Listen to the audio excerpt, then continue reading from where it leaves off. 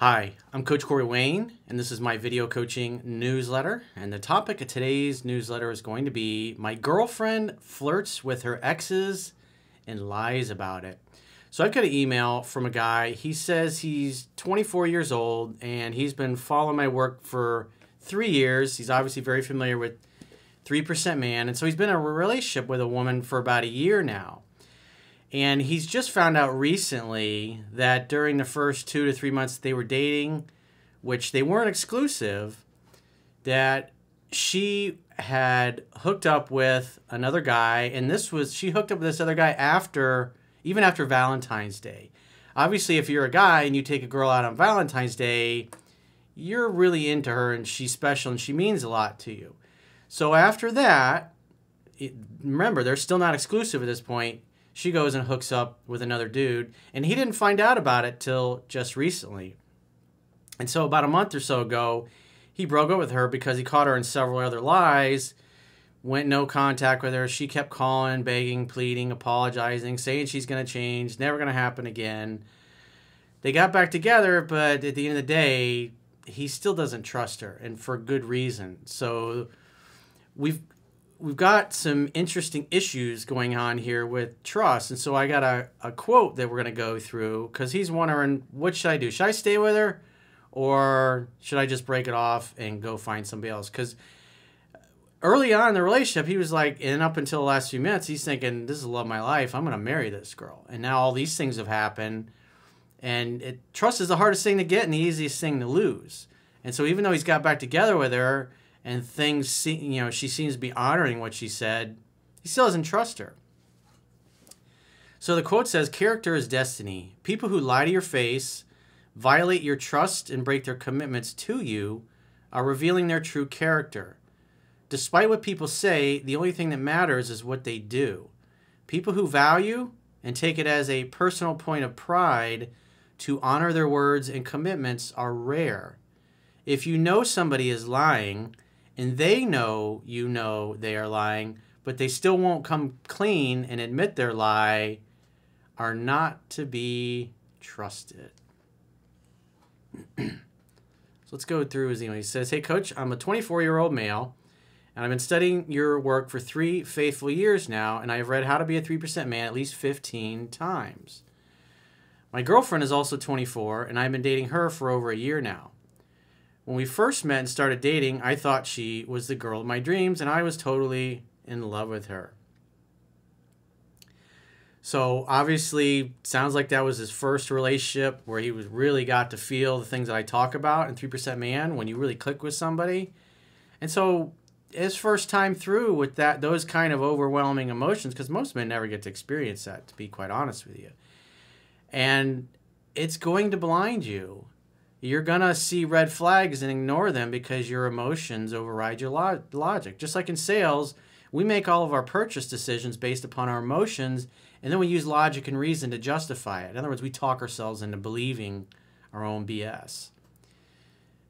So he says, however, she has put me through a good amount of trauma and situations throughout our dating process that caused me lots of headaches, and I need your help to figure out a solution. I found out recently that 2 or 3 months into us dating, not exclusively, she had oral sex and hooked up with another man after spending Valentine's Day with me and never told me about it. So just like he said, he was totally in love with this girl. He's thinking, I'm going to make her my girlfriend. He's probably waiting for her to bring it up.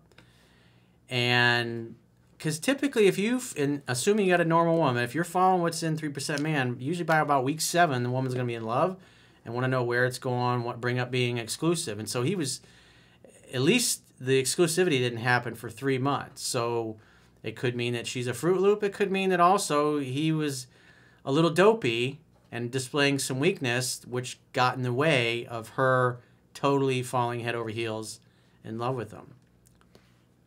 That's typically what happens. And when it's the first girl, because women that make you feel this way, that you click with and you connect with, on that kind of a level, you're going to get maybe 1 to 3 of those kind of connections per decade.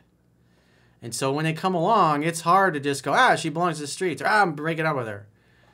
You want to give her the benefit of the doubt because you know that it's probably going to be a few years or more before that happens again and you click with somebody on that level. Previously, when I asked her if she had ever had sex while we were dating, she lied about it and said no. Remember, character is destiny. When I came out and confessed that I had sex with a different woman about 2 weeks after we went out on our first date and hooked up, that's when she finally came out and told me what she had done. So, but he was screwing around with other women for about 2 weeks into dating her, and then those women just kind of faded away. He says this confession was almost an entire year later when she and I were officially together. I also caught her DMing. So keep in mind, this is like after Valentine's Day. So it's 2-3 months into them dating, and she's hooking up with another dude. And he's thinking, I'm going to marry this girl on Valentine's Day. Meanwhile, shortly after Valentine's Day, she's hooking up with another guy. It's obvious he was more into her than she was into him at that point. And that's why I was saying he probably didn't apply everything correctly just because he was totally overwhelmed with his emotions. And it's not easy. I mean, you read 3% Man. I mean, it took me a year and a half. I didn't have a Coach Corey Wayne to help me. It took me a year and a half to finally get that balance right between pursuing too much and not pursuing enough. And it was hard because your emotions, they really blind you and make it hard to do the right thing. And when you're first learning this, it's not going to be easy. Because when you're in it, it's like, you're totally blinded. He says, I also caught her DMing an old friends with benefits of hers on Instagram. This conversation had been going on behind the scenes for months while we were dating, and the guy even asked her to come visit her in Chicago. Of course, when she was flirting back with him, teasing that she might come visit him in the following year. That's not good. It just shows that her mindset was that she didn't value any kind of loyalty, monogamy, or exclusivity at that point. And he did say it was, 2-3 months. He didn't say exactly when they became exclusive, but in his mind, that's where he was headed. But in her mind, you could tell she was a free agent. Play ball! Weeks later, she had brought up the potential of her going to visit Chicago for her birthday the following year, which is in January. So right now, at the time of filming this video, we are in early April. He says, I brought up knowing about the situation and threatened to walk away because I wasn't interested in sharing her with another man. She claims that I had it all wrong and that she had no intentions of ever going to see him. Yeah, she had no intentions of going to see him until she decided to. I mean, the bottom line is at that time she was entertaining it. She claimed that she was wrong for flirting, but that flirting boosted her ego and wanted him to believe he could have her, but couldn't. But it was all part of the game, as she put it.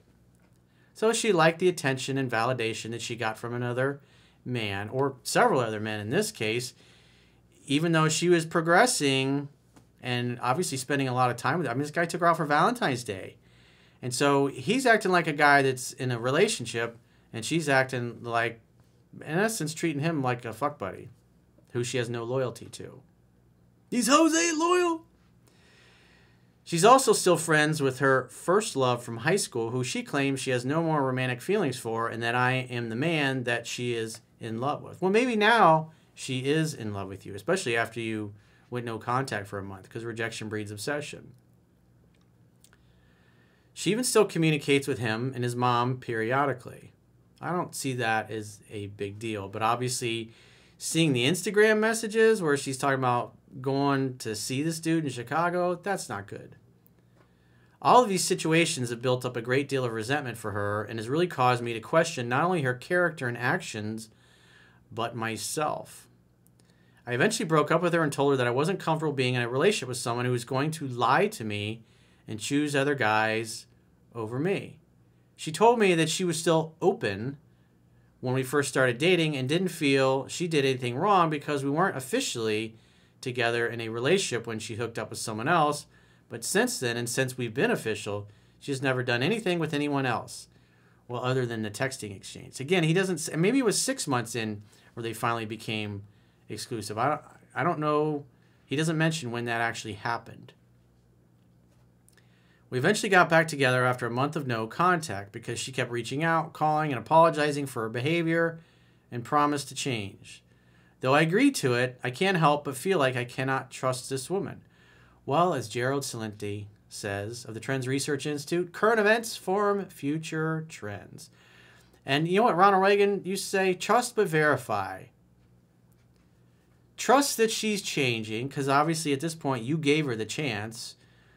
But the bottom line is you still don't trust her. You can tell her. You're just like, it's going to take a long time before you earn that kind of trust back. And so as far as the marriage thing, it's like, dude, that's a few years in the future. You shouldn't be thinking about that right now. It's too soon. Way too soon. That's what happens when you get in la la land and get carried away by your emotions. You get all dopey. You start thinking, wedding bells, it's going to be just like in the movies. But you're drunk on emotions. And emotions aren't reality. Though I agree to it, I can't help but feel like I cannot trust this woman. It's really unfortunate because this is the woman I thought I was going to marry, and I never loved anyone the way I loved her. It's understandable, dude. She was my first everything, my first crush in college, my first Valentine, first love, first girlfriend, etc. Unfortunately, her actions are causing me to not trust her or even have an interest in putting my best foot forward out of fear of having my heart stomped on again. Do you have any suggestions on what I could do? I would tell her exactly that. I would say based upon your actions and all that stuff I've just recently found out, it's going to take a lot of consistent effort on your part, honey, to prove to me that you mean the things you say, because you lied to my face on several occasions and you only came clean when I busted you on it. So this is not going to go away in a couple of days or a couple of weeks or maybe even a couple of months. So if you really, truly love me and care about me, your behavior is going to be perfect. And as far as the marriage thing, it's like, no, I wouldn't be discussing that. Yeah, that's 2-3 years away, especially with her. You need to see what happens when she thinks things have returned to normal and she believes that you completely trust her. Trust but verify always. And then you'll, maybe 6 months or a year from now, when she really feels comfortable, then you can go through her phone or her messages or see if any of this kind of behavior is going on. Or she really truly did stop and really doesn't want to lose you. She doesn't want to lose her protector. I do still have love for her. I'm just hurt. Should I let it go or leave? Well, you already told her you were going to give her another chance to prove to you that she's changed and it'll never happen again. So I'd give her the benefit of the doubt, but if I'm in Las Vegas and you're saying, hey, Corey, you're going to place a wager on this girl being loyal and faithful going forward or being a ratchet, I'm going to lean a little more towards the ratchet side just because of her history. Because she looked you in the eye and lied to your face. But like I said, all you can go off of is her actions. And at this point, you've committed to give her another chance. But I'm not you. I'm not walking in your shoes. I'm not looking through your eyes. I don't know what you feel. I have an idea of what you feel on the inside. But I'd be honest with her. I would let her know. It's like, I still don't trust you. I love you. I love you to death. But I still don't trust you. And it's going to take a long time. And you're going to have to be patient with me. You're going to have to earn that back every single day. But if you give her the benefit of the doubt and 2-3 months from now, 4 months from now, 5 months from now, she slips up and does it again, goes right back to the same behavior, then you'll know she's not capable of changing. And then you can walk away and have peace of mind that you gave her the benefit of the doubt.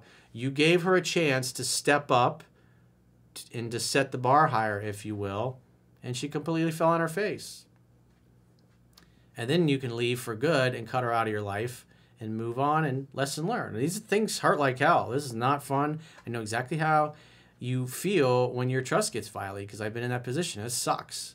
Especially when you were thinking wedding bells and you're going to live together and marital bliss and relationship bliss the rest of your life, and then you get betrayed that way. It's like, who is this person? Who is this person that I'm with? But like I said, that's what I would do. I would give her a real short leash. And if she's, maybe say she starts pushing for marriage or getting engaged, just say, look, it's like you haven't earned that trust back yet. It's going to take a long time. It might take me a year or two. Let her think that's a long, long way out in the future before you get to a place where you'd be ready to do something like that. Let her wait years. I wouldn't be in such a rush to get married because, depending on the state you live in, the laws are going to be completely slanted against you. And that's why I think a better option is a civil type of marriage where anything you do, property that you own, businesses that you start, investments that you guys make, you can come up with a business agreement, and just like business partners do. And in the business agreement, it spells out, well, what happens if things don't work out? Despite your best efforts, things don't work out, you don't want to stay together. How do you disengage and walk away feeling good about it? So you have to come up with all that. If you're going to buy a house together, you got to detail all that stuff. What's going to happen? Who pays the mortgage? Who moves out? Who leaves? Who gets the house? Do you sell it? Do you keep it? What happens if the market sucks and you can't sell it?